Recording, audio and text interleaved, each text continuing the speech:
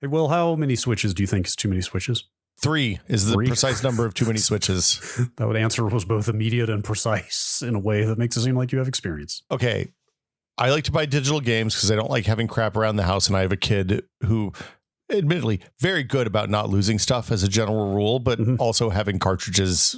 Like, it's 2023, man. I don't need cartridges. Yes, I'm with you. Child, definitely too old to be putting cartridges in mouth, to be clear. Younger children, maybe not, but yeah. But it's small. They're small cartridges. Yes. They're easy to lose. Like, I don't want to have to keep the little boxes around. I don't want to have some stupid case that I paid too much for from Target or Amazon or something to put them all in. You don't want to have to worry about whether you'll be able to play them on the next Switch or not, because that's a hot topic right now, is what the Switch 2's backwards compatibility is going to look like, and whether it'll even be able to accommodate that type of cartridge or not. Look, I'm confident that they will sell you the same games again for the 5th or 6th time without hesitation. Yes, you can set your watch by it. None of these things are the actual problem I have. So I don't know about your house. My house, we've been playing a little bit of Super Mario Wonder. I tried. I would like to. I tried to download it yesterday. We'll get to that. I was unable to download it. So here's the problem.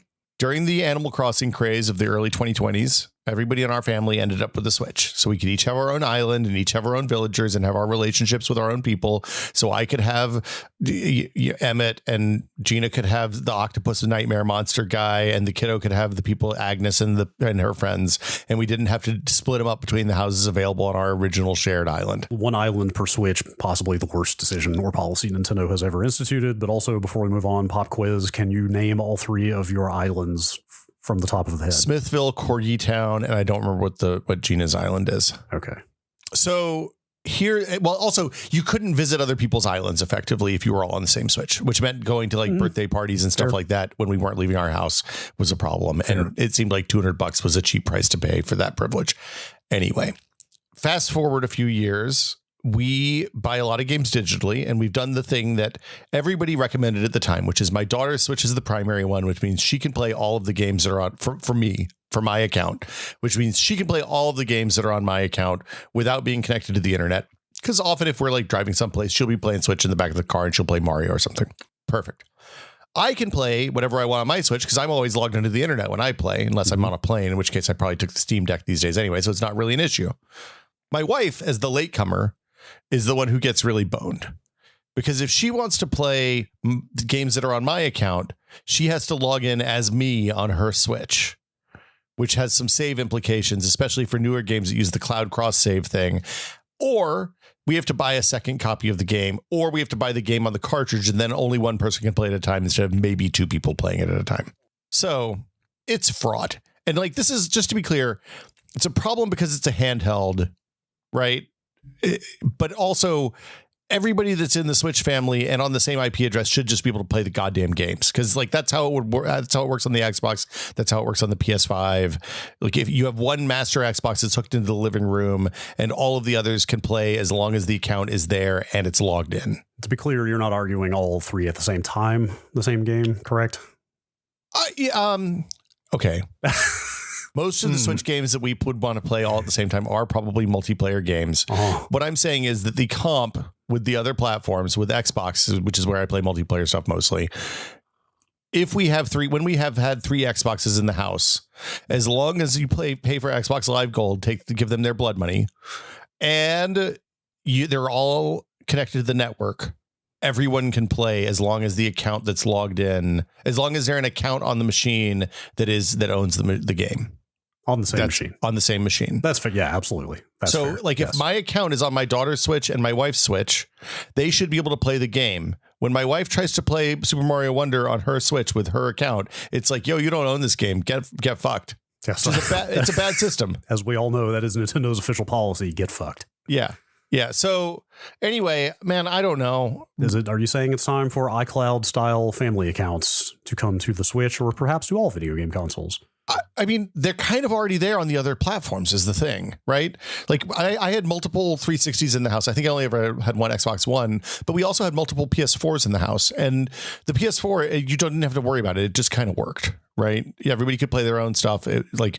My daughter never bought a copy of Fall Guys, played hours and hours and hours of Fall Guys on the PS4. So I don't like, I realize that this is a first worldly problem, but also it is a handheld, and the thing's been out for a long time, and they've sold them cheap enough that everybody has one at this point, I think, that ever wanted one. So I don't know. It's almost a 7-year-old thing. It is almost a 7-year-old thing. Been 7 years. Well, hey, there's a new platform coming out next year. It's the whole new opportunity for them to get this right. I'm sure it's going to be worse in some new and novel way. Or, as Doug Bowser is so fond of reminding the public and investors recently, they are actually bringing the exact same account system over to the new platform. God, I forgot they put some guy named Bowser in charge of Nintendo. That for the first time, they are keeping an account system across 2 consoles, so maybe absolutely nothing will change. I mean, I guess that's better than it getting worse. I'm sure they'll mess it up somehow. There's just always room for regressions. Well, let me tell you. Yeah, what's going on with you? How are you like in Wonder? Are you finding it good? You want to talk about having fun with a Nintendo Switch? Have you ever had an SD card die in one of those things? Not in a Switch. SD cards are of the devil. Like, am I wrong in this? The SD cards are the storage medium of Satan. I'm going to disagree with you on this one, Brad. I find SD cards to be fairly reliable and robust, and I've only ever had one fail when I poured a coffee on it. I feel like you are lying. No, I feel like you are trolling me. I'm not. This isn't a bit. I actually like. Are micro SD cards too small? Probably. Like physically. Is the medium generally pretty, like, I can count the number of failures I've had with SD cards on one hand, and literally same. It was because I put it on a table and then poured coffee on it by accident. Sure. Like, I also have not had that many. I've had like 2 or 3 of them fail probably ever, if I guess. But I mean, like I run log to RAM on all of my Raspberry Pis, so that helps for sure. But anyway, I have a 400 gig, like a decent SanDisk. It's like a U1 class. SanDisk. I've had it for like. Is it is a U1 app class? Is that the one that is tuned for writes? Dude, I probably still got the browser tab open. I spent way too long on Kingston's site today looking at different types of SD card classes because I'm buying a new SD card for my Switch. I bought the one with Luigi on it. That's the bit. You know what? That's how you know that it's quality. Yeah. Of course, Luigi is who they put on the best SD card. Yeah. Anyway, SD cards fail in. Actually, I could even walk that back a tier and say storage failing is maybe one of the worst ways for hardware to fail, or one of the worst types of hardware to fail. Yeah, I'll agree with that 100%. Because the ways that things act when storage is going bad are so baffling and terrifying. I thought my Switch was dying rapidly on Friday when Mario Wonder came out, and I went to try to download it, but everything I tried to do on it was taking like 30 minutes long, including like a system update and a reboot. And at one point, it tried to load the home screen in, and all it loaded in was the gray background, the button prompts at the bottom, and a little throbber in the middle. Wow. And sat like that for 15 or 20 minutes. No games loading in, no nothing. It finally loaded in empty tiles for all the games, but it still could never load all the art in. And that was just because the SD card was conking out? After like an hour of trying to troubleshoot stuff, and again, that was like I said, there was a system update that took like 30 minutes. I almost hard powered it off in the middle of that system update because for the 5 people who don't have Switches out there, system updates on the Switch literally take like 15 seconds. Like, it's faster than rebooting sometimes, it feels like. So as soon as a system update on the Switch takes longer than like a minute, you're like, okay, something's bad wrong here. And once it got to about 15 or 20 minutes, I was like, I guess I have to either let the battery die or just hard power this thing off. But it's probably a good thing I did not hard shut it off in the middle of the update. Hard shutting it off would have been bad, I think. I might actually have bricked it in that case, but I left it for about 45 minutes. And when I came back, it had finally finished updating. Okay, so important questions first. Where are your save games stored, Brad? Save games. So I've done a crash course in Nintendo data management facts in the last 2 days. Save games can only ever be stored on the system storage. So that's good. That's smart. So that's good. And screenshots and videos can either be stored on one or the other.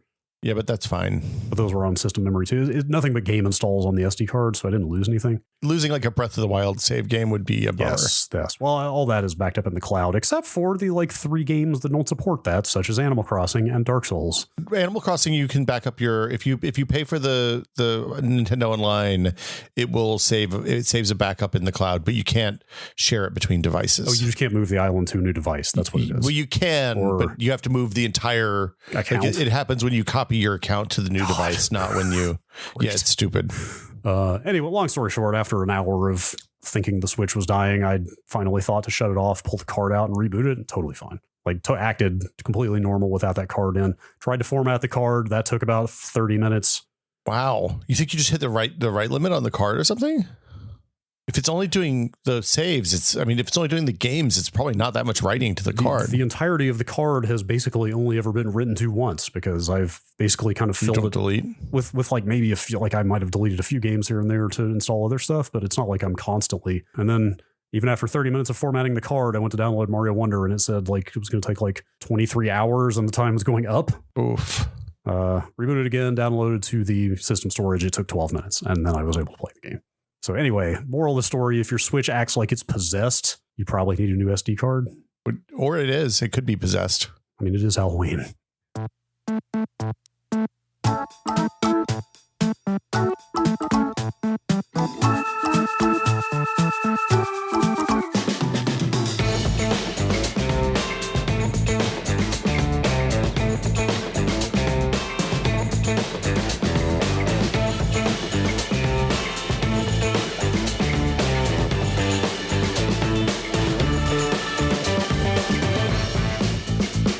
Welcome to Brad and Will Made a Tech Pod. I'm Will. I'm Brad. Hello. I have two other things on the Switch front. One is that my wife got an OLED Switch and it has the Ethernet port in the dock. So when I need to download a game, I just drop my Switch into her dock. Oh wait.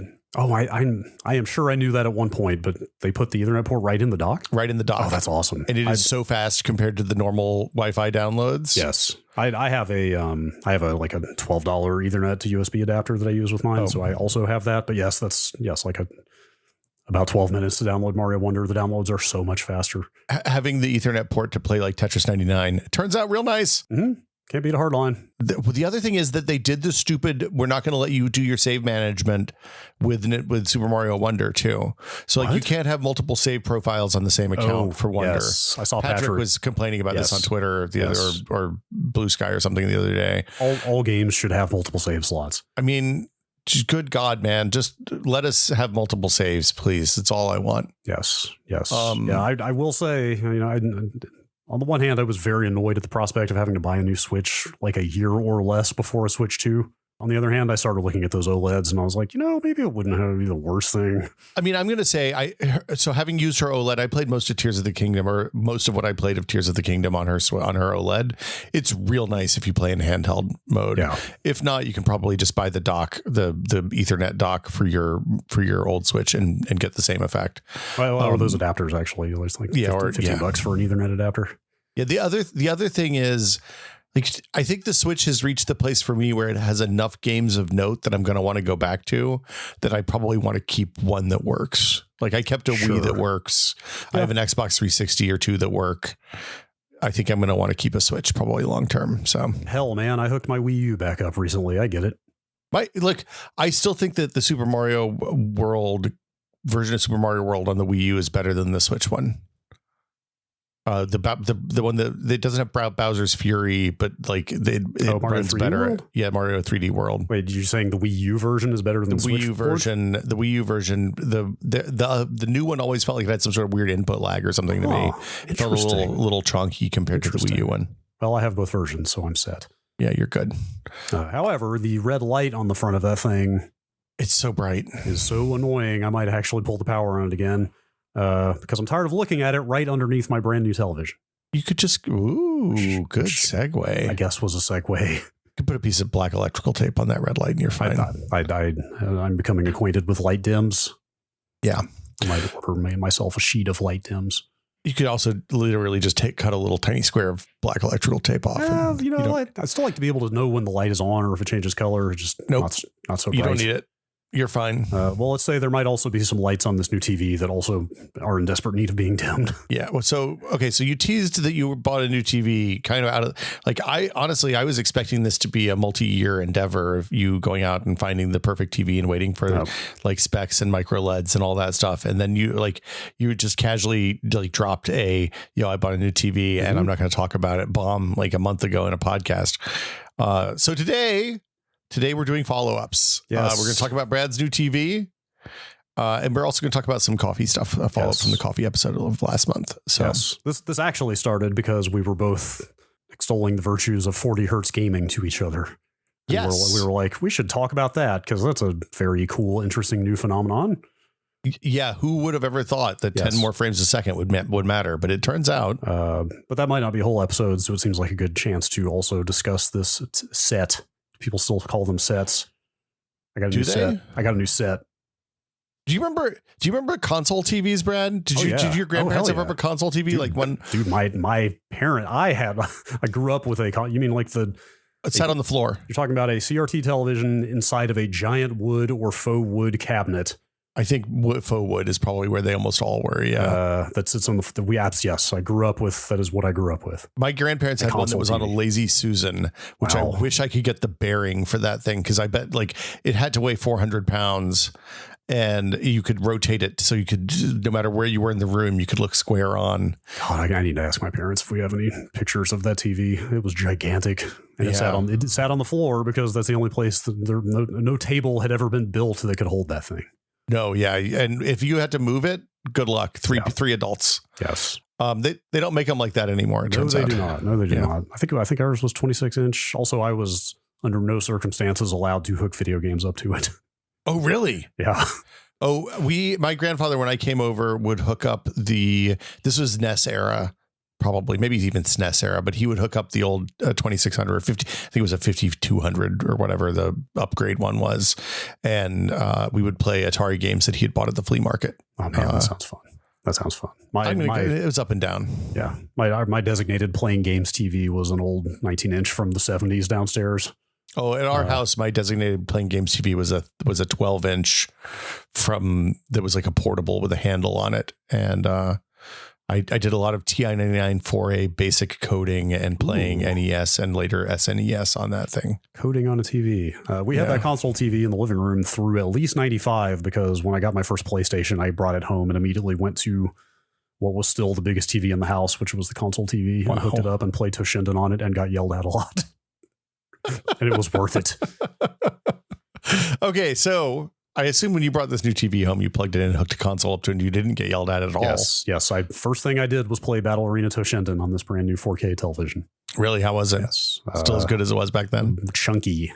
Yeah. Let's say. I bet those were some dirty pixels. I could have done that. I could have done that with the Mister because the Mister has a fully functional PlayStation core now. I actually could have played. I still could play Toshinden on this TV. And as I say that out loud, I realize there are implications for the Mister in having a 4K HDR TV that we can talk about. There's a lot. Can I make can I make a content request? Sure. I don't have any personal experience really with the PlayStation generation except for going to a friend's house and playing, I think, Tomb Raider. And like that Mr. Core is an opportunity for me to experience this magical age of gaming for the first time, really. And I would love, like, I need, there's too many games. Like I look at the list of games, they're also kind of big, so I don't want to fill up my NAS with them or whatever. Yes. But I need like the ultimate hit list of like the things I should play that aren't probably Final Fantasy VII, because that's the second part of that's gonna come out, and I already know you already spoiled the thing about what's her name. So yes, sorry. The PlayStation hit that level of market penetration where they put out thousands. I think there's literally like well over 2,000 games. It is like a Super Nintendo or Wii size catalog. It feels like, yeah. I think I want to say a full set of PlayStation games is like multiple terabytes, if I'm not mistaken. If you get all the Mahjong and the porn games, it's like 4.3 terabytes, I think. Yeah. Well, especially if you're the kind of loon, no offense to these loons who want every version from every territory of every game. Yeah. Yeah. And also all the 0.1s and 0.2s and 0.3s as they rev them. Yeah. I don't need every revision of Metal Gear Solid. Yeah, but like I want to know the things I don't know about that. Anyway, I didn't mean to fall down this tangent, but I just don't know anything. I know nothing about it. I'm curious. I'm PlayStation curious. I'm kind of in the same boat with the Saturn because the Saturn core, I believe, just got added to main. Oh, really? Yes. Man, I need to update. So the Saturn core is like not done, but like it's done enough that. Do you still need 2 sticks of RAM? Yeah, I believe that one is another case like the PlayStation where it's like slightly better. Okay. I think this one is more better with 2 sticks. The PlayStation core, it's pointless. Like I have 2 sticks. I bought a second one just to have it in case, and it's like audio timing is just slightly better on a few games and a few other things you'll never notice. But I believe there are more profound compatibility concerns with the Saturn 1 and 2 RAM, I think. Okay. I think there's more utility. The bigger thing is there are some arcade, like the Mortal Kombat is going to absolutely require 2 sticks. Wow, really? Mortal Kombat 1? Yes, and Narc. Oh, wow. Narc, like all the Midway stuff people are working on. The Jaguar core, which may or may not ever actually get finished. But if it does, that is also going to absolutely require 2 sticks. So there are reasons to have it. Problem with the Jaguar core is nobody has the right controller for that thing. Yeah, you can just hook an old phone receiver up to it. Probably good. Yeah. But anyway, so like the Saturn. So your TV. Yeah. Sorry, we're rambling here. Yeah. But what'd you end up getting? Bought a Hisense U8K 65-inch. Why that model in particular, Brad? When I was helping my parents pick out a new TV a 3 months ago, we got it down to basically that one and the LG C2 and the current Samsung OLED. We were kind of looking at, and I think we've talked about this part already before, but eventually it was put to my dad. Do you want the good enough or the best? And he said the best, so they got the OLED. There you go. But I had researched the Hisense quite a bit, and Artings. That's what we're saying, right? Artings. Sure. That's the pronunciation we've settled on. We should change it every episode, I think, but whatever. They have since slid the U8K into their best mid-range TV slot. So basically kind of seeing their review come out and having them bless the TV. That pushed you over. Was the final, like, okay, I just want something. I just want something. Because after spending 2 weeks looking at an OLED and then coming back home to this 1080p plasma, you're like, it's dark and scary. It was not happening anymore. I'm sorry. So, it's bigger than because your old TV was a 45 or 50? 55. Yeah. 55 at about 10 feet, which is a little bit too small.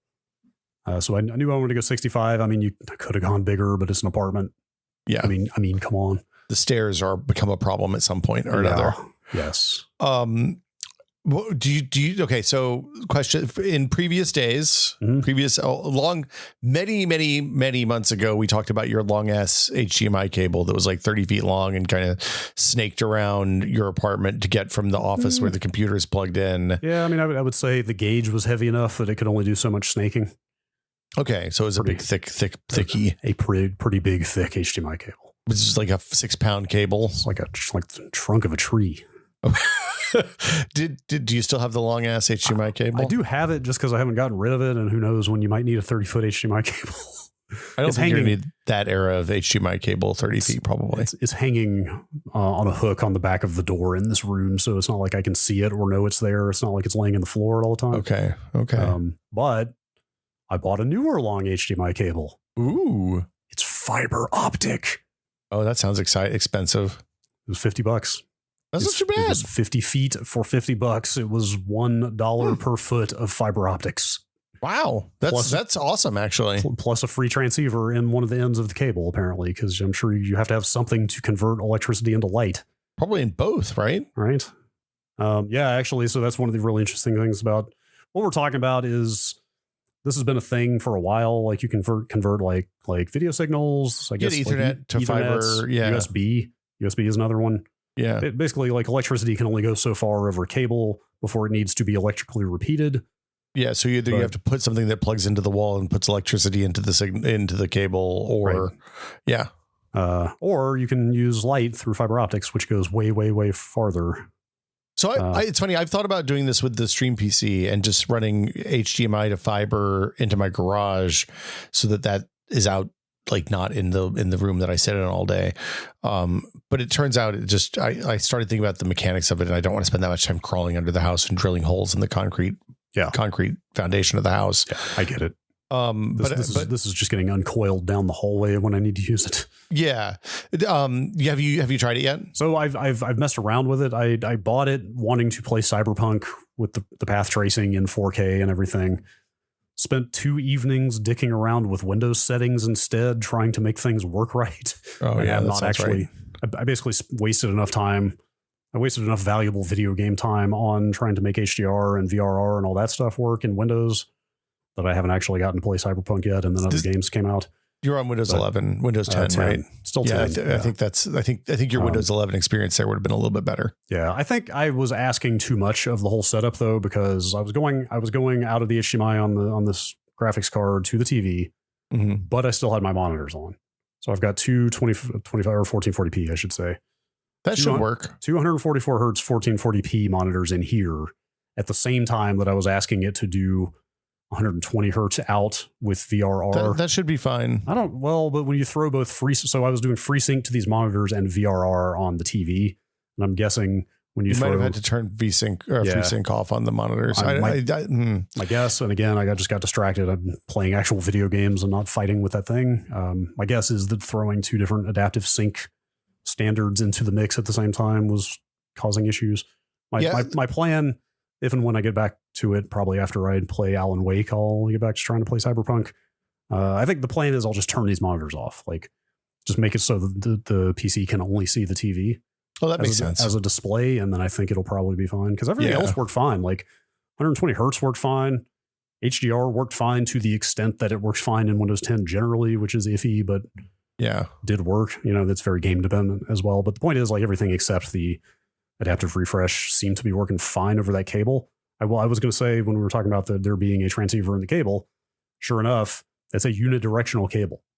You can so you have to plug it. Wow. The ends of the HDMI cable say like source and screen or something to that effect, and you have to make sure the source end is plugged into the outputting device, and the screen end is plugged into the TV. That's a trip. I didn't know that. Yeah, because I'm sure it just saves cost, right? Is my guess. You only put the transceiver in one end of the cable, or you don't want to duplicate functionality on both ends just so that you can reverse the cable. Yeah, that's interesting. It's transmitter and receiver probably, because HDMI is bidirectional though, right? Does it do arc back? Yes. What's that? Will it do arc back? I doubt it. Probably not, right? I have not tried. But that's interesting though. I was kind of floored. I was kind of shocked when I went on Amazon and saw they were that cheap, because last time I had thought about trying to send video over fiber, it was like you need some multi-hundreds of dollars converter box. You need a box, and stuff like that.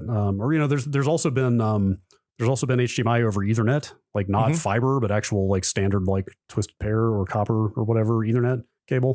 You can do HDMI and I think USB over 10 base. 1,000 base T. I think it isn't HD base T is the name of the standard for HDMI over Ethernet, I believe. I think so, but I'm not 100%. Anyway, long story short, that stuff has been very expensive and fiddly in the past and needed like I said, converter boxes and all this other shit. Well, it usually lagged HDMI standards a little bit for a while. So this is a fully HDMI 2.1 compliance fiber cable, all contained in the cable, no box, no nothing. $50, and it just worked. I was like shocked. That sounds pretty. I mean, you think about it. You have a projector or something in the ceiling. You need that cable is important, right? Totally. Yeah. Like this. I mean, this was a lower cost brand. Like if I were doing a run inside the walls, like something that you want to last for years, I probably would have gotten gold tips, gotten a nicer version of this or something. Yeah. But for something that I'm just going to use off and on, it seems totally fine. Honestly, if you're doing the fiber in the walls, you probably buy something that the transceiver and the receiver are separate on, right? Probably. So you don't have to pull the cable every time the standard upgrades. Actually, yes. Because the fiber, it turns out, will be good for a really long time. Fibers, especially if you get the right capacity, it'll just go. Like you can get fiber that does 100 gigabit for like not that much money these days.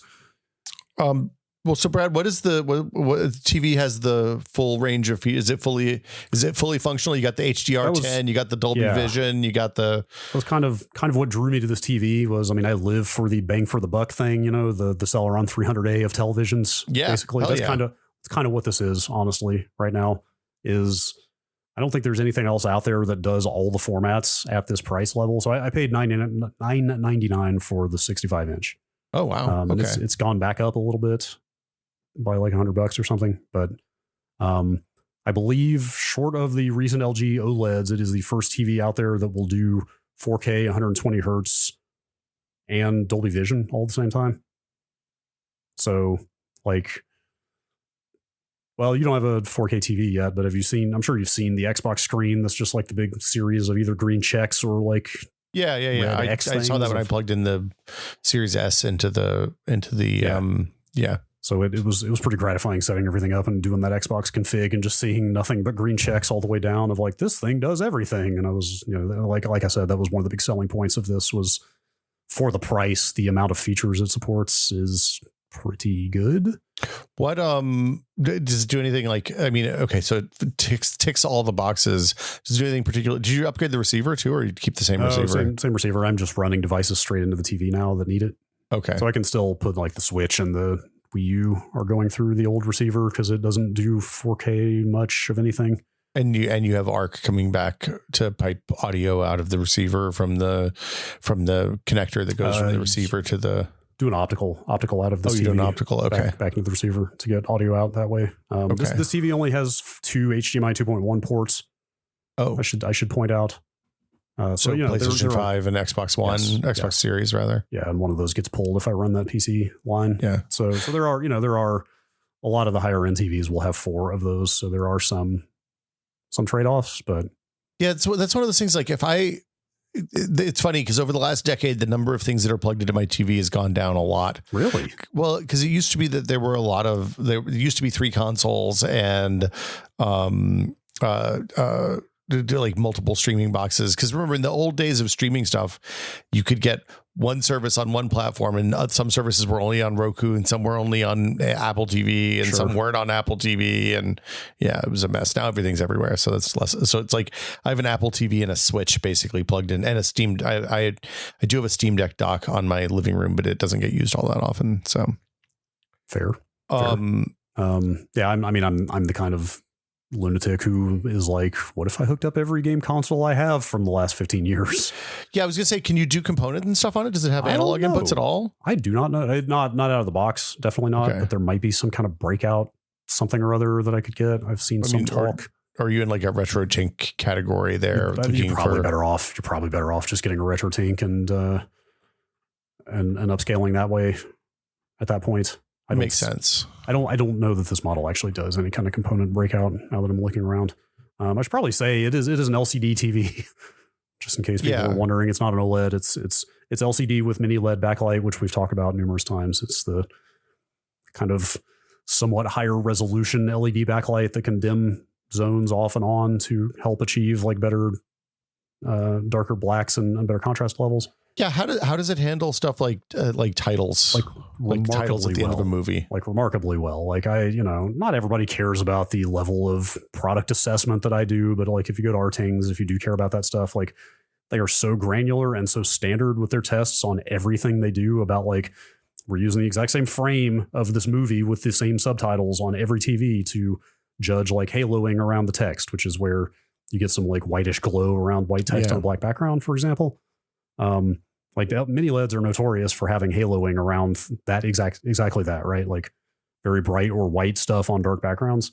Yeah, the TV in our bedroom has variable backlight, and I actually just turned it off because it was really annoying. Anytime the screen was dark, then it would just be invisible, and then it would be like the room would be, it was light, it was dark, it was light, it was dark, which wasn't what you wanted. So I rolled the dice on that because I knew that would bug me too if it was bad, but I was like, whatever, I just want a TV. Let's see how it goes. And I am shocked. I am absolutely shocked at how not noticeable that stuff is. Like I don't see the dimming zones going off and on at all. Like it's kind of insane to me how that's it works. That's the benefit of having, because the resolution of those lighting zones is really high now. Yeah, right. That's what you see in the reviews for a lot of the mini LED TVs. Is you see like the like HDTV Test is a great YouTube channel. Like he literally counts zones. He counts dimming zones the way that the Digital Foundry guys count pixels. When they're assessing stuff, they're literally just using their eyeballs to determine like how many dimming zones does this thing have? Because I don't think they necessarily always publish that information, or at least not that specifically. I think these things are just getting way better. I think it's just that the resolution of the dimming zones is going up year over year, and it's finally getting to the point where it is fine grained enough that you're not going to notice it much. Well, and the software and the image processors are also more capable now too. So they know how to handle stuff like vertical scroll, like verticals. When you think about it, yeah, of course, the early models that supported the variable dimming should have been able to handle white text on a black background moving vertically, because it's like it happens at the end of literally every movie made in the last 100 years. Yep. But I guess they didn't do that. So that all sounds really good. Yeah. What's the app sitch with it? It's a Google TV. It's a Google TV. So, okay. Does that mean you have like a little robot that pops up when you turn the TV on? Or I have not actually seen the Android logo anywhere, but this thing definitely runs Android. Okay. Like you can dig in there and find all the build information. It is absolutely running Android. How, like, well, so Google, there've been 3 different iterations of Google TVs in the time I've been doing this stuff, starting with the bad thing that Sony released with the huge, ridiculous controller that we've laughed at before. And then the Chromecast stuff kind of came out, which was never really called. Then they had Android TV. Then they had Google TV, which is like a Chromecast with apps. It seems like. I think that's what this is. This is my first experience with anything called Google TV. So, but what you're describing, that last bit, which is a Chromecast with an app store, is basically what this feels like. Okay. Where is it? Like, does it have? So on Apple, the TV OS, the Apple TV apps are all custom made for the platform and tie into TV OS features. And like, you can't just run phone or tablet apps or whatever on the TV. Like, the developers have to do some work and choose to be on that platform. Is the Google thing the same way? I assume that's the case here, because everything I've installed, I haven't installed anything that comes up in like a phone sized aspect ratio. Okay. For example, I assume everything is at least getting attention to be like TV enabled, but they at least check the box that says, yo, put this on the TV. Yes. But I mean, like some of the stuff I'm installing, like I'm pretty sure the VLC I installed was called VLC for Android, if I'm not mistaken. But it looks like it should fit on a TV screen. Well, Android handles the different resolutions better than iOS used to, at least. Maybe these are getting less conversion to TV than I thought. I don't know. Yeah, that's but it has the apps you want, basically. Pretty much. Yeah. Like, I mean, all the commercial services, absolutely. But like VLC, Jellyfin, Steam Link, among things that are like not so mainstream. Okay, those have all been there. I didn't think to look for Moonlight yet.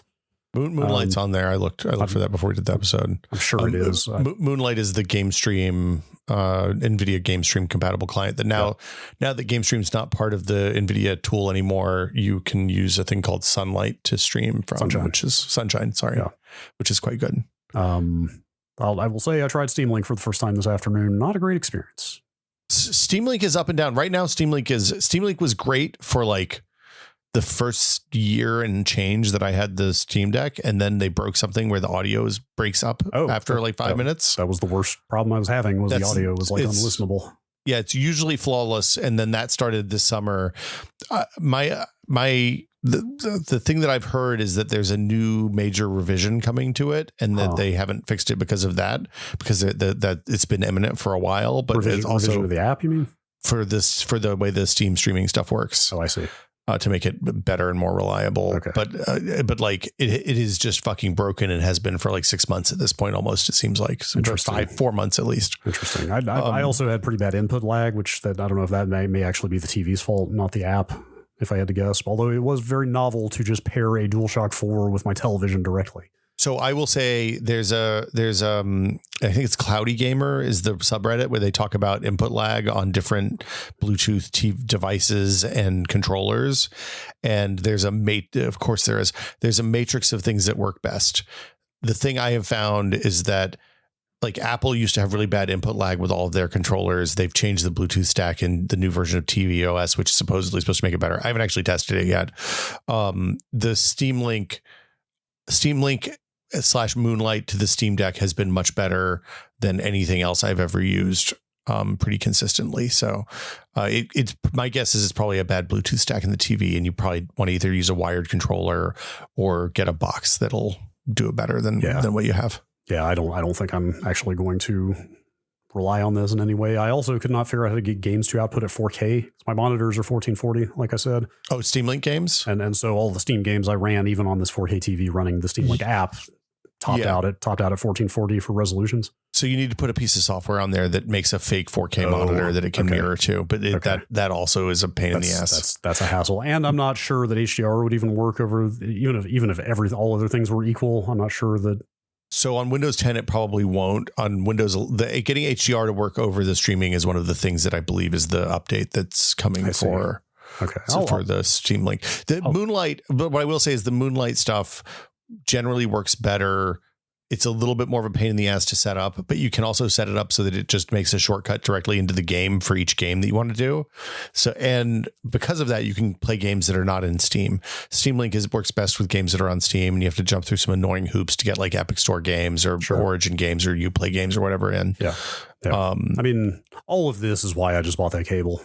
Honestly, the long ass cable. If you're close enough that Bluetooth will work from the PC, like there's no reason not to just use the long ass cable. Like I quite literally bought that cable to play Cyberpunk. I was like, all right, this is a like very big budget AAA game. It is by far the most lavish production out there that is using path tracing. Although apparently Alan Wake 2 is going to have it, which I think was not known until they put out the specs this week, which is a whole other conversation. Yeah, but I think Alan Wake 2 is also going to have path tracing. But anyway, that seems like a game that can benefit. Well, I mean, Control was an early ray tracing game too, so that's their Remedy likes supporting new tech. Yeah, don't quote me, but I'm pretty sure I saw path tracing mentioned on the spec sheet that they put out. But anyway, like I bought that cable. I was like, okay, I want to play Cyberpunk in the best possible way, and the only way I'm going to do that is with a direct video connection. It's funny because like for years I played in the 360 era. My gaming PC is one wall and my TV is basically up against the wall that my gaming PC is on, and I have a hole that goes between the like where the network ports are in the living room and my office. Well, what's the nature of this hole? Is it like rough around the edges, or there's like a plate there? No, yeah, I put a gang box behind it, so that like it's where the network run comes up into those rooms. Sure. And because they face each other, I was like, oh, I can just put there's like a 1-inch HDMI cable and 2 HDMI ports on the other gang on the port. So I plug the HDMI cable in on one side, I plug it in on the other side, and then I have a PC connection. And what's funny is with the Xbox 360 wireless game controller dongle, it just worked through the walls. Bluetooth stuff is much less reliable through the walls in my experience. So you got to have it kind of around a corner or something. But anyway, games are good on the console. Fantastic. Like, again, I came from an LG C2. Like I brought my Series S out there with me. That's actually how I played Starfield for the first time, was for about a week on that Series S on their LG. So point being, I had a lot of like firsthand experience with the OLED. Like, I am shocked how close this thing is to that. Like, I'm sure OLED purists, and like I will grant OLED is definitely still the best thing out there. Yeah. And I'm sure some OLED purists might scoff at this, but I am shocked how close this TV gets to the OLED experience. Does it support variable? You said it supports variable refresh rate. Yeah, it does. HDR looks good. Yes. And so that's actually the biggest advantage of like OLED does look better. Like, don't get me wrong. Like, OLED looks better. There are still some uniformity kind of artifacts on this screen that are not there on an OLED. What do you mean by uniformity artifacts? If I have like a very flat color screen and I'm kind of panning the camera around, like if I look up at a blue sky or like playing F-Zero where the track is just this big gray field, like you can just see some really subtle variations in the screen and the sort of color. It's very subtle. You're not going to see it 99.9% of the time, but you do. It's standard LCD uniformity stuff. It's the thing that your brain will filter out after about 3 weeks of having the TV, and you'll never notice it again, but it's always there. But this is a VA panel. Like, if you're familiar with, the issues with LCD computer monitors, it's the same shit. Like, and the funny thing is, out of the box, this TV defaults to local dimming off. Local dimming is the thing that makes all the mini LEDs go on and off, as the name implies. For whatever reason, that's off out of the box. And when I turned it on for the first time, like, it looked like shit because it's got all the same backlight bleed problems that you were familiar with from years of using LCDs. And I was like, oh my God, what this is. Ugh. But as soon as you turn the local dimming on, that fixes the problem. You never see it again. Like, you never see it again. That's where the like approaching OLED kind of quality comes in, is that it's able to dim that stuff out. Yeah, because the thing that's good about OLED is you when you're showing black on an OLED, it's literally black. There's no light being emitted and then blocked by some sort of like screen. You know what? This sounds maybe ridiculous and trivial, but the thing that actually blew my mind the most on their OLED was I had my Switch out there and I played some Breath of the Wild. Yeah, the loading screens in Breath of the Wild, because it's nothing but white text and graphics on black, right? Like those loading screens are nothing but white and black, hard contrast.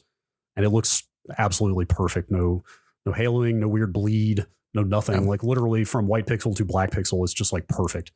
And that was like after, decades of CRTs and LCDs and all kinds of stuff. I was just like, this image looks immaculate, you know? I mean, even the plasmas are like gray. They're dark Yes. gray, but they're still gray. That was exactly it. Is like even plasmas, as good as the contrast was, there could not achieve that perfect black and that perfect contrast between those hard cutoffs. And this is close to that. It's still not there. Like but for a say $600 price difference, I'm pretty happy with it. Yeah, I mean, I think that's reasonable, especially since we're kind of in a weird place with 4K stuff now, where they're starting to talk about higher resolutions and other stuff that I think probably isn't going to matter for a long time in terms of content. Can we talk about refresh rates? Yes. Let me I derailed myself. The thing I was going to say is like the one advantage of the mini LEDs and pretty much all LCDs over OLEDs is they get much brighter, much brighter. You were asking about HDR. Yeah. It is icy-ringly bright, like uncomfortably so, like not in a good way. Like I'm not saying like you won't believe how bright this thing is. I mean like 100 brightness for standard for SDR stuff, way too much. Like so, does it leave? Do you cast shadows on the walls when you turn this thing up full blast? Yes, at night. Wow, absolutely. Like at night in a darkish room, I can't do more than about 40-50% brightness on SDR. Not HDR defaults to 100% brightness on everything because the whole point is that only the whole range, only parts of it are hitting peak brightness, right? But like for SDR, where it's a much more compressed range of brightness, like I literally, if you push it up to like 100, it like kind of hurts to look at. Does this mean you're having to ride the brightness on the moment to moment? No. Okay. I leave it at like 50 and it's totally fine. Like the only time, and you will really appreciate this as a plasma owner, and this is kind of one of the other reasons I lean towards this thing. The only time I ever bump the brightness on SDR up to 100 is in the middle of the afternoon with sun coming through an open window, and it is still totally watchable. Yeah, see, there's times a day that you just don't watch TV in our house in the summer. Yes, plasmas in particular. Like we got blackout curtains in the living room because it was the only way I could play games in the afternoon. Well, yeah, and like also they degrade over time. Yeah, plasma is 10 plus years old at this point. Yes, so, but plasma in its day was known for being awful in bright sunlight. Yeah. And so having a TV where I can the sun is literally pointing through the open windows at 4 or 5 in the afternoon, and you still see it, and I can still just see it fine, is just like kind of mind blowing. Does it monitor the brightness of the room? I think it does have that. I think it does have that, but I turned all that stuff off. Okay. Let's talk about frame rate because this is what's, like you said, this is what kicked off this whole conversation for us. Is we've both been playing a little bit of Spider-Man this week. Mm-hmm. And the thing that Insomniac does that you called out, and I always really appreciated on their games since the PlayStation Pro came out, is they say, hey, here's what happens when you change all these settings. Because most studios just put a bunch of settings there and they're like, do you want fidelity or performance? And they don't tell you what that means. And Insomniac gives you like 8 settings and tells you what each one does. And it spawned an interesting kind of in-between approach that I didn't fully expect to be talking about on consoles ever, really. Yes. And it has a 40 hertz mode, which is the other thing. I mean, that's the takeaway from this, right? Me saying like, oh my God, you have to see this. This is blowing my mind. You were like, oh yeah, I love that on the Steam Deck. And I had completely forgotten the Steam Deck had that. So we actually both have got experience with this. Yeah, so the benefit is on the Steam Deck, obviously the lower frame rate that you run, and like if on a desktop PC, you notice this too, because like you're running it. I play games at 1080p on my PC because I have a fast 1080p monitor, and if I play a game like a single player game, your multiplayer games, your Counter-Strike 2, I'm going to crank up to 360 hertz and let it run as hard as it can, and the fans can spin up and it'll be fine. Single player stuff, I often will lock it at 60 or 120 frames per second. And the two things happen. One is it generates a lot less heat, so the fans don't spin up in the computer, which is really nice. 2 is that power savings is evident even on desktops, I guess is what I'm saying. On the Steam Deck, where you're playing off of a battery a lot of times, it's even more evident because the difference from going to 60 to 40 frames per second on the Steam Deck is usually the difference in like 2.5 hours, 2 hours of battery, and 4 or 5 hours of battery in some cases, depending on the game. Wow. And if you're playing like 2D pixely stuff, it's even more. If you're playing Miles Morales, which I played on the flight to DC, or back from DC, that game plays at 40 frames per second just fine. And I was shocked at the difference. It felt much 40. I remember being shocked at how much faster the Steam Deck forum has been talking about this for since the Steam Deck came out, basically. And I was shocked at how much better 40 frames per second felt than 30 frames per second. So was I. Like, it doesn't seem like it should be that big difference. When you're saying 30 is the low cutoff, you don't want to go below that, but 60 is ideal. You know, when you say 40 is only a third of the way from 30 to 60, and you assume that's how that works. So when you see it in motion, you're like, oh my God, the perception of smoothness is so much faster than that gap would imply.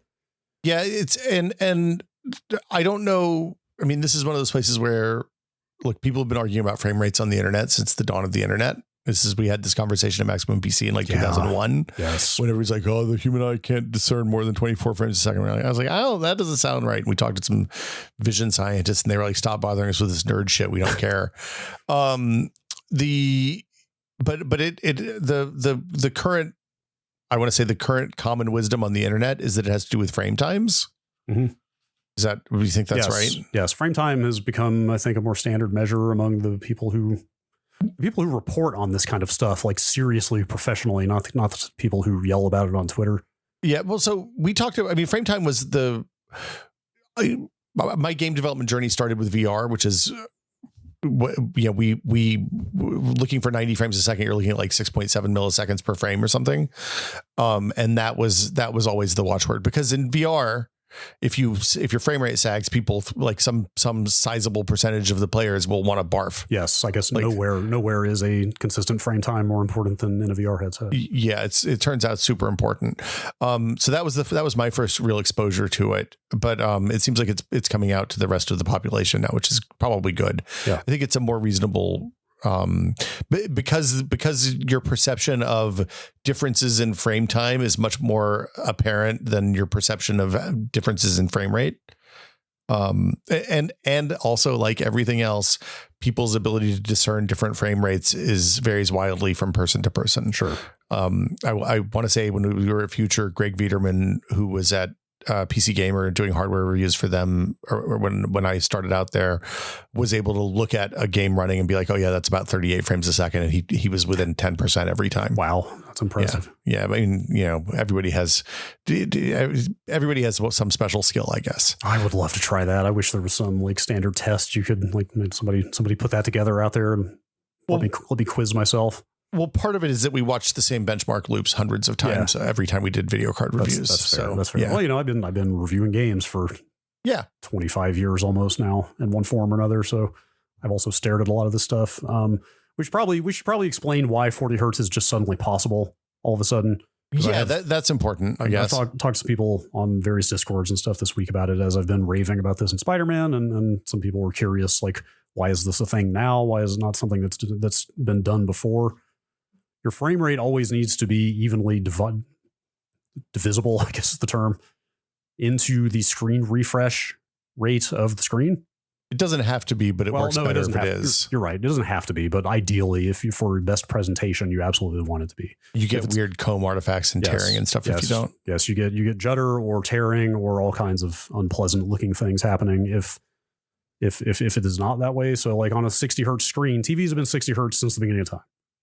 We talked about this in like the 5th episode. It's because of the speed the water wheel spun at one of the first generators in North America. Yes. So anyway, going back to the beginning of television, 60 hertz, 60 screen refreshes per second has been the thing, which meant that to get clean, steady output, you either could only do 30 or 60 frames a second.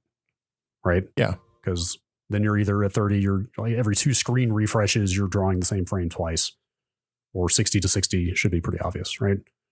So exactly. So now that there are 120 hertz screens out there, now we can do 40 because now 40 can be displayed evenly, 40 frames per second. Each frame is refreshed 3 times to the screen, right? Yeah, so that's why this is now possible. Yeah, and on the Steam Deck, it's possible because it's the screen that they put in there is a variable refresh rate screen. Okay, and it just works. Does that screen not go to 120? The screen stops at 60, I think. Oh, okay. So I guess we should say the variable refresh is the other way this can work, because then the screen can only output as many the screen can only redraw as many times as there are frames being output.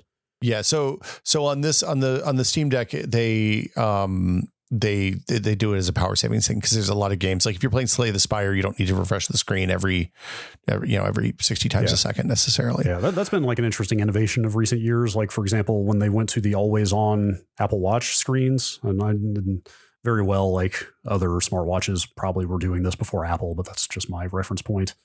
When they went to the always on Apple Watch screen, when it's not sort of in focus, when you're not holding it up and like it doesn't need to be animating in front of your face, it redraws at like 1 hertz. Yeah. That's like literally 1 time per second the screen is updating, and that's how they're able to make the battery last. Yeah, it's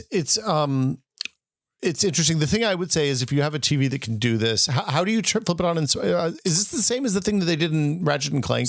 Yes. Yes. So the only games I'm aware of on consoles that do this, and there may be more, it's Spider-Man 2, Horizon Forbidden West got an update for this, and Ratchet and Clank on the PS5. And I don't know, it's possible that maybe Returnal has it as well. It seems like something that Sony first party has been pushing pretty hard, which they should for good reason, because it's amazing. Like the experience is so good. Well, yeah, because the upshot is you get a game that looks like it's a 30 hertz game, but it feels like a 60 hertz game. That's exactly it. And that's why I give Insomniac so much credit for making that clear when they hit you with all those graphics options when you start the game. And like, if they did not give such detailed info about what they're doing, what each setting is doing, I would just be like, fucking, I don't know, man. Performance, let's go. But they make it very clear. And we don't need to get into all of it here, because you pick fidelity or performance, then you pick your screen refresh rate, then you decide, do I want the frame rate uncapped or not? Like there's all kinds of considerations there. But what you said is exactly it. It's and we should put that at the start when I think about it. But anyway, they make that clear. Like you're getting a higher frame rate without turning off any of the bells and whistles. Like you're keeping full ray tracing. You're basically keeping the high resolution. I mean, it does go up and down a little bit more to maintain frame rate, but like essentially you're getting like the image quality of the 4K presentation, but at a frame rate that feels pretty close to 60. Yeah. And it's funny that carries over even into the streamed version, because I've been playing it on the Steam Deck sitting in the living room, and it still feels like a 60 frames per second game, even though it's running at 40. So I guess that's a good place to leave that off if you think, right? I think so. Yeah. Like I really hope that, and this is maybe not feasible for every indie developer with a small team out there, but for like the big studios that are pushing kind of graphical powerhouses, like I would love to see this become standard, because the experience is so much better. The only reason not to make it standard is that it doesn't work on 60 hertz TVs. Yeah, of course. But if this is the kind of thing where I assume shared libraries, shared technology will start to help. Like this, I'm not going to say it's as easy as like, the DLSS plugin is literally just a plugin for things like Unreal Engine now. Like, I don't know if it'll quite get that easy that fast, but I hope that middleware and maturing technology will make this like a relative no-brainer. It's something that you would hope that I would think the time consuming part would be coming up with the performance profiles for each different one. That's absolutely right. And I would hope that the platform holder could help with that when they're doing their cert stuff. Yes, anyway, I don't know. And they should, because consoles is where this matters. Like on PC, whatever, you just brute force with more hardware. The things are not standardized in the same way, but consoles, like that's the tension now that I see out there on social media, is people like really upset at, like, for example, like the Alan Wake stuff coming out, or like every time a big new game is announced to, like, say, not be shipping with a performance mode now. Like people got, I said, don't do this 3 years ago, and they did it anyway. People got really used to the performance modes on everything at the beginning of this generation. When we were seeing PS4, PS5 split games. Yes. Yeah. And now that stuff is starting to go away, like people are not happy about it. And I get it. Like frame rate is great and all, but this, like they need other options. And this is a great option for still being able to push fidelity without totally sacrificing playability. Well, I mean, it's kind of it's the same thing that this is a tale as old as time, Brad. People complaining about frame rate on consoles and expecting, comparing a $2,000 PC against a $400 console. And anyway, we don't need to relitigate that. No, definitely not. But this is actually a good compromise. I think it's a good best of both worlds, and it even applies on the PC sometimes. So yeah. Should we talk about coffee a little bit? Sure. Just trying to think if there's anything else I should say about the TV before we move on. I'm sure we'll have questions. The Google TV stuff is weird. Are you going to put an Apple TV on there? Not your now. number of ports, you might not. Huh? So like the apps are basically fine. It's kind of more the like ancillary stuff built in around the Google TV stuff that is kind of annoying in spots. Yeah. Have you tried AirPlay with it? I might have tried it. It definitely. So I'm pretty sure it supports it. Okay. So does my receiver and the Roku that I've still got hooked up that we now don't use. Well, so, yeah, like, but the receiver probably supports the old version. That's not like the seamless handoff stuff. That's much better now. Yeah, it's just the old school original. audio. Yeah, I think the TV does, but you know, there's stuff like there's a microphone built into the TV, and there's a hard physical toggle off for the microphone if you don't want it listening all the time. But so I thought this was a Hisense thing, and I just found out this afternoon it's actually a Google thing because TCL is also doing Google TV now. Yeah, and apparently this even exists on like what's the Nest like Nest Home Hub or something like that. Do you know what I'm talking about? Yeah, the all the Google Home speakers have physical switches. So they what they also all have, and so do these TVs, is a strip of LEDs at the bottom that are essentially like an error code display. Oh, and apparently Google's signal for, hey, the microphone is off and needs to be on because this app can't access it, is for four yellow LEDs to show up at the bottom. Oh, wow. And stay on until, are you reaching for Google device? What are we? I just turned the mic off. It's a little yellow light on my top one. Is it? If it's just one yellow light, I think that's maybe for older devices. Yeah, anyway, this is an older device. Anyway, long story short, it's just some goofy little stuff like that. And it's like, I thought this was a dumb Hisense thing until I saw like TCL owners complaining about the same thing. It's just like, hey, there are 4 yellow lights on at the bottom of my TV all the time because I don't want the microphone on. Got to get that black electrical tape, Brad. So I am. that's how I started looking at light dims. Or you can snip some wires. Yeah. Also, the TV got stuck in a boot loop once. That's weird. And that sucked. And I had to frantically try to get into the settings in about the 30 seconds I had between boots. To hit the factory reset. Oh, that was not great. How'd you get in a boot loop? I don't know. I have no idea. It was after an update. Oh, weird. I've seen some people out there saying, like Android and Google TV people saying, like, you should probably just do a factory reset after each update. I'm increasingly safer. God, no, I don't want to have to reset all that. Like, no, I certainly don't. That's a huge, because then you have to log into all that. That's asinine. Like, don't get me wrong. I don't mean to downplay this. For about 45 minutes until I resolved this, which again took setting everything back up on the TV. I was like, am I just going to send this thing back? Because it was still in the return window. I was like, that sucks. If this is going to be a regular occurrence, this TV is not for me. This is increasingly making my feeling that the next TV I buy will be set up and never connected to the internet more than you have to do the initial setup. And looking around, and that boot loop thing is not uncommon. I've seen people talking about that too. So like between that and like this microphone error light thing and stuff like that, I've also seen a good number of people saying like, yes, I don't even do the onboarding. I don't even sign into an account. I don't hook it up to the internet other than to pull whatever firmware update it needs to, and then unplug it again. Like it's just a dumb terminal. I mean, it's just a dumb screen. And I use boxes for all the actual apps. It's funny because like that was what made me switch to Home Assistant the first time, is because my smart things broke and Samsung's response was, yeah, you're gonna have to set everything up from scratch. And I was like, if I have to set everything up from scratch, I'm going to be doing it in a way that I never have to deal with you fuckers again. Yep.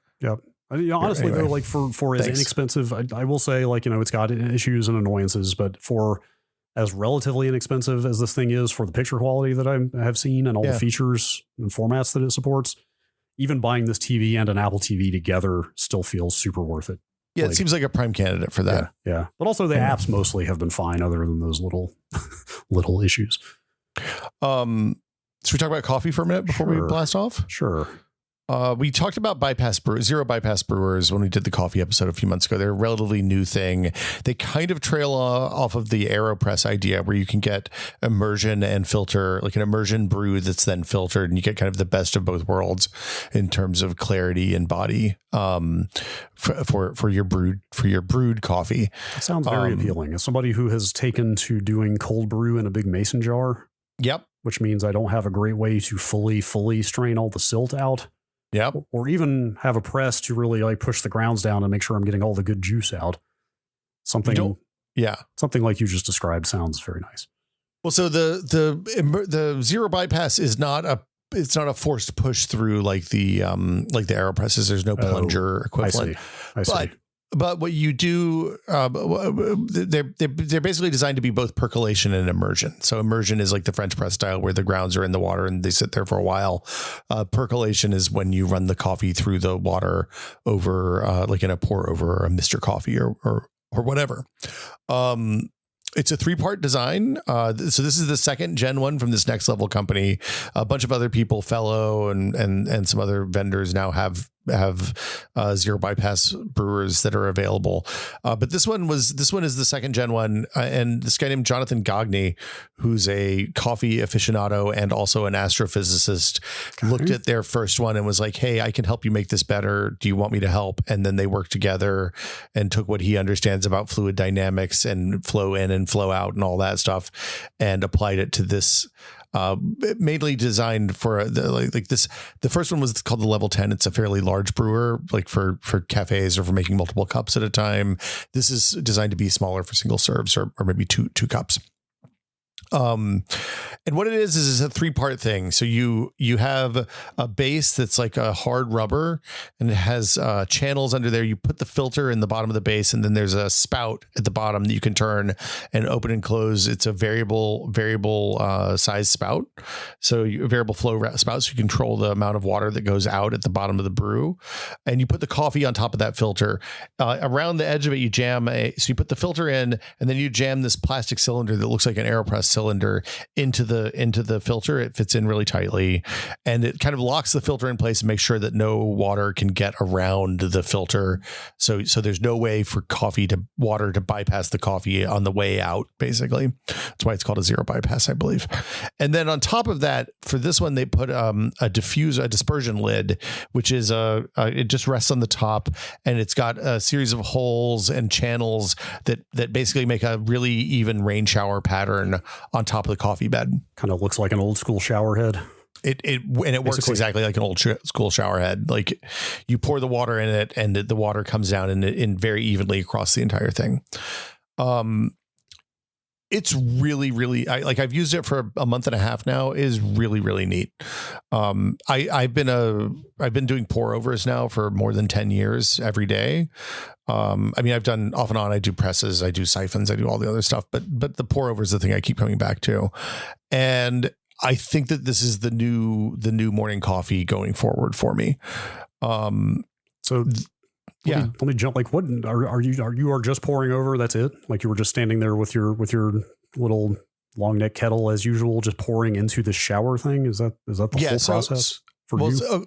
So there's a bunch of different ways to use it. So you can use it like a full immersion, like a French press style, and you can fill the column up with water, close the valve on the bottom, let it sit for 3 minutes or 4 minutes or however long you want to, twist the knob and let it drain out. I've been doing the kind of hybrid approach, which is where you, so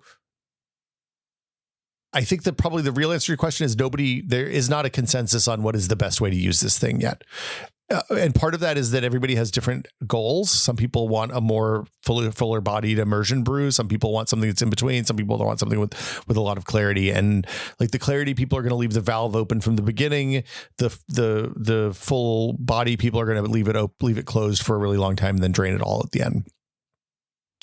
The thing I've been doing is so Next Level has 4 recipes, I think, on their site and a couple more on their blog. Scott Rao, who's a famous barista and has written a couple of the kind of main textbooks on coffee brewing and espresso and stuff like that over the years, is an authoritative source, has another recipe that he uses. I'm using the information that Scott provides plus one of the recommended recipes on the Next Level site. So basically I use the dry filter recipe, which is a kind of high clarity, sweet outcome, but with a little bit more coffee, because I think the 18 gram brew that they recommend is less coffee than I want to make. You don't need a pour over kettle for this is one of the big things. You just need a way to boil water and to pour it into the top. I see. Because the dispersion grate handles the distribution. You don't have to be able to aim, basically. You do have to, from the looks of it, you do have to pour fairly slowly still, though. Yeah, like if you have a kettle with a normal spout, though, you could pour as much as you need to into this. the thing I end up doing is a hybrid where you basically do a closed valve bloom to let the carbon dioxide escape from the thing, and then you flip the valve open after about a minute of that, and then start doing the pouring process after that. The cups that I've gotten out of it I don't think, with the exception of probably the AeroPress, I've never done anything that has had this very wide a variation in cups. On the third or fourth day I had it, after I was pretty confident in how to use it, I tried 4 different recipes back to back to back to back, and didn't drink all the coffee, but tasted everything. And like the same coffee, one of them was super sweet and really, really flavorful, and you could taste all the tasting notes. And one of them was black tar, and one of them was really acidy, and the other one was just kind of meh and tasted muddy. And it gives you control over variables that you haven't really had control over before with a brew method, with a filter method. That's kind of it. Like so the basic upshot is you grind your coffee, you put the filter into the base, you close the filter, close the valve, you wet the filter if you so desire.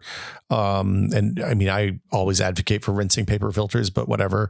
Put your plastic canister, your tube in there, dump the coffee in on top of the filter, and then you do the bloom for about a minute, and then you open the valve and you run like 50 or 100 milliliters of water in at a time.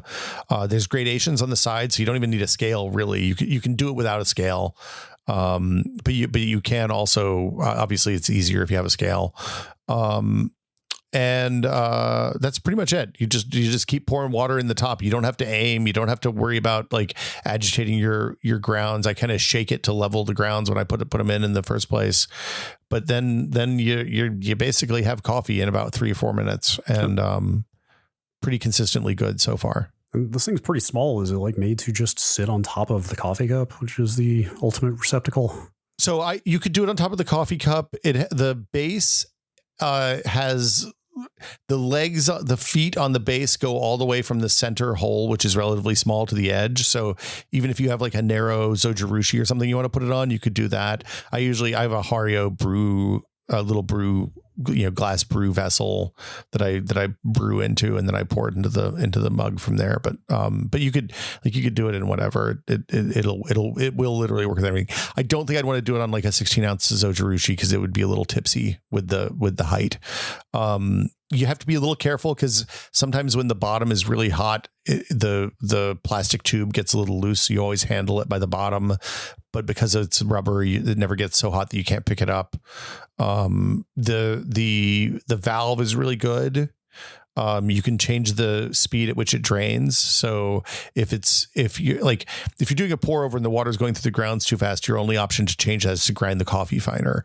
With this, you can just turn the spout a little bit, and it'll slow the draining down, so the coffee lingers in the bed longer, and you get a fuller body out of that as a result. It's pretty. I understand now why the coffee people that I follow on the socials were so excited about these things, and it's because like it's both a pro and a con, right? You can change a lot of variables. That also means if you make 1 cup of coffee a day, you can make some really bad cups of coffee while you're figuring out what variables are right to change and which ones aren't. Like I made some really, really bitter coffee by running the valve too slow. There's also no good way to measure the valve speed. You have to just kind of eyeball it because there's no detents, there's no marks. Just got to vibe with it, man. You got to look at the water coming out of the coffee, coming out of the bottom of the thing, and kind of be like, okay, that's more than drips, less than a gush.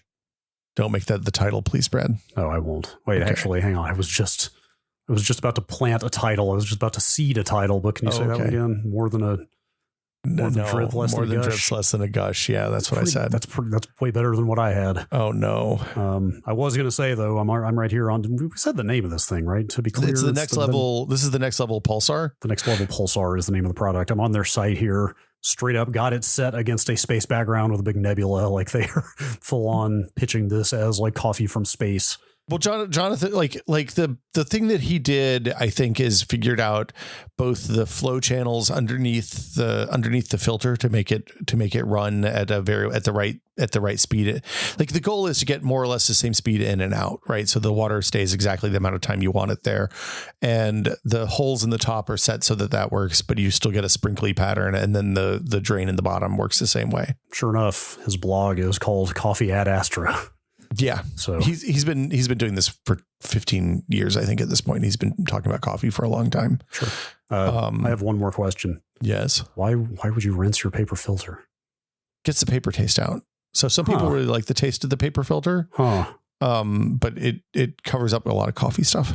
Coffee flavor. I guess I've never been able to distinguish the paper taste from the coffee taste because all the coffee I've ever made has been through a paper filter. Try rinsing your paper filter next time you drain your coffee. Interesting.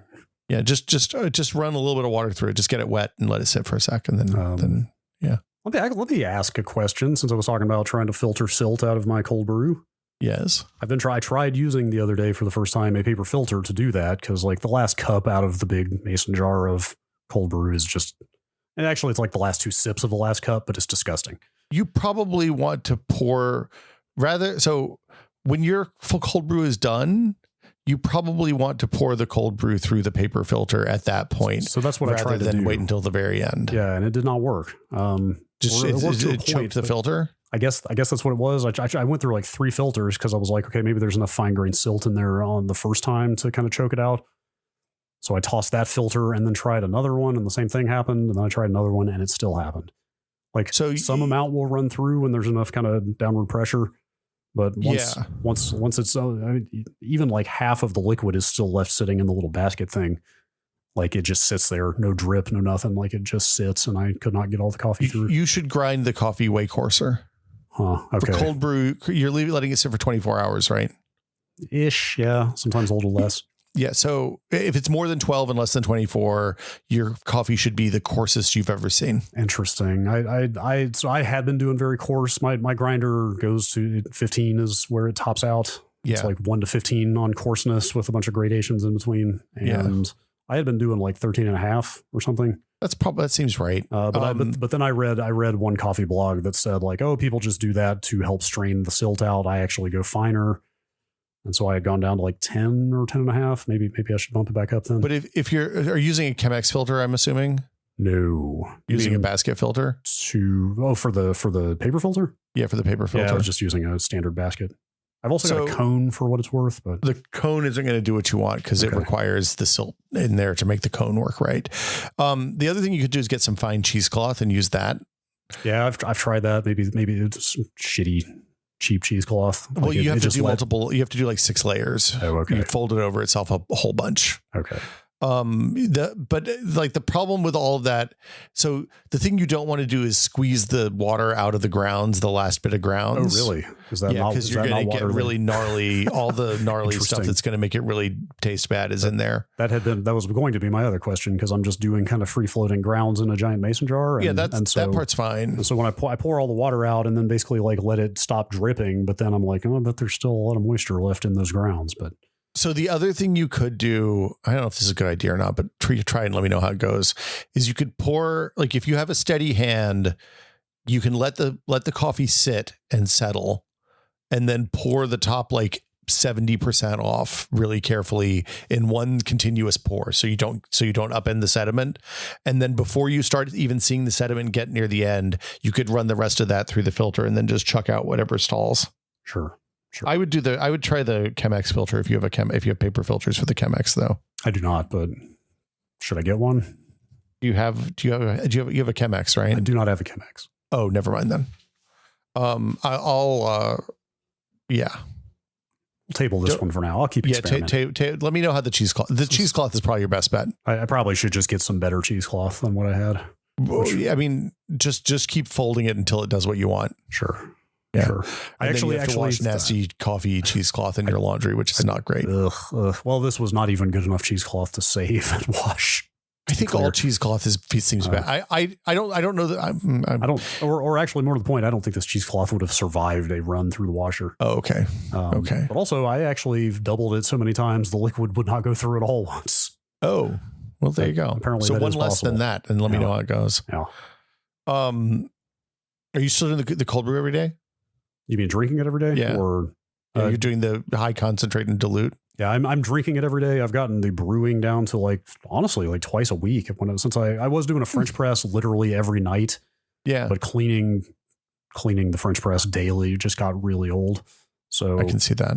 So we've got the big, what is kind of the big standard mason jar size? Is that two quarts, 1 quart? Is it the one that the eggnog comes in, or is it bigger than that? It's like the double size of that. It's like so that's a 2 quart then. I think it's 2 quart jars that we've got. So I got the ratio like exactly as much I'm doing 7-to-1. Okay. Concentrate now. I figured out exactly how much grounds to water I could fit into that jar without it overflowing the top, which is about, I think it's about 225 grams of coffee to about 1575 water. So I'm doing that like twice a week, and that's like enough to get me through a week, which is nice. That sounds really good. Yeah, it's working out. It's been a journey. Still working out some kinks. So yeah, people have, again, the brewer is the next level 0. There's a similar one from Fellow, and I want to say that there's some other stuff coming that I'm not sure if I'm supposed to talk about or not, but if you have questions, post them in the food channel. I've been talking to people about coffee in there off and on since the coffee app. Yep. And my TV again is a Hisense U8K, just in case you're wondering. Yeah. And this one hasn't, as far as we know, it hasn't started, the USB in it hasn't stopped working after like six months. Oh, I was making your motherboard joke from last week's episode. Sorry. Yes, that's a whole other thing. There's a whole world of your motherboard jokes that people just don't make, huh? Your mama board. Your mama board. So incompatible. Yeah. Maybe we'll workshop that one. Yeah, we need to work on this a little bit. Brad, we've reached the point of the show where we thank everybody for listening, and we especially thank our patrons. Thank you, patrons. Thank you, patrons. If you would like to find out how to support Brad and Will Made a Tech Pod, which is a 100% listener supported show, you can go to patreon.com/techpod. Again, it's patreon.com/techpod, where for as little as $5 a month, you can get access to the fabulous TechPod Discord, the monthly patron exclusive patron episode of the show, where we talk about more things that we test. We talk about things that we're working on. We answer questions. We do all sorts of stuff.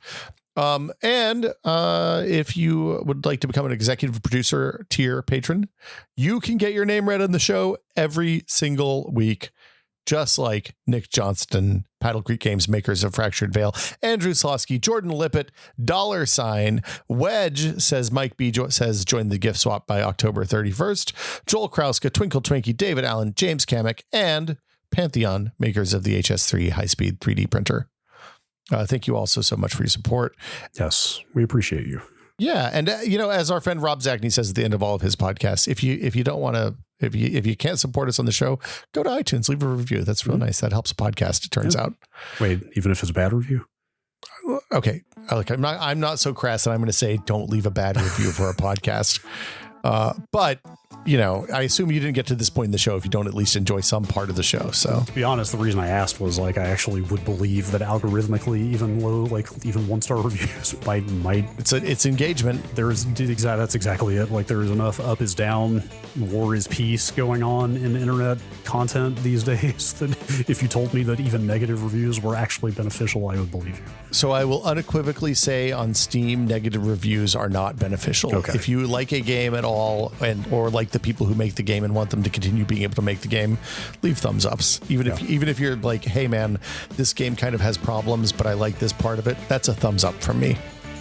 Anyway, that'll do it for us this week. Thanks for listening, everybody, and we'll see you next week.